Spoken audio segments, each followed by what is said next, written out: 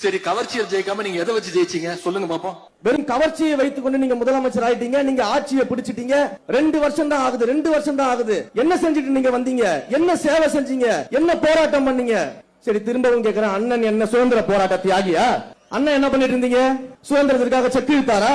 காந்தியை போல கதராடை அணிந்து கொண்டு இந்தியா முழுக்க பிரச்சாரம் பண்ணாரா? சுதந்திரத்துக்காக அகிம்சை வழியில போராடினாரா? இல்ல மாபெரும் படையை திரட்டி நேதாஜி சுபாஷ் சந்திர போல போரிட்டாரா? எங்கள் தலைவராவது திரைத்துறையில் நடிகராக இருக்கும் பொழுது அந்த இந்தியாவிலேயே திரைத்துறையில் உச்சபட்ச நடிகராக உயர்ந்து விட்டு அரசியலுக்கு வந்தாரு. அண்ணன் அப்படி என்ன சாதனை பண்ணிட்டு வந்துட்டீங்க? எப்படி நீங்க துணை முதலமைச்சரா இருந்தீங்க இதுக்கு முன்னாடி? அப்ப யார பார்த்து கேள்வி கேட்கறதீங்க? 30 வருஷம், 1 வருஷம் 2 வருஷம் கிடையாது, 30 வருஷம் ரசிகர் மன்றமா, நற்பணி மன்றமாக, மக்கள் இயக்கமாக, மக்களோடு மக்களாக நின்று சேவை செய்து அந்த மக்களுக்காகவே வாழ்ந்து இன்றைக்கு முதலமைச்சராக இருந்திருக்கக்கூடியவர் எங்களுடைய மாண்புமிகு முதலமைச்சர்.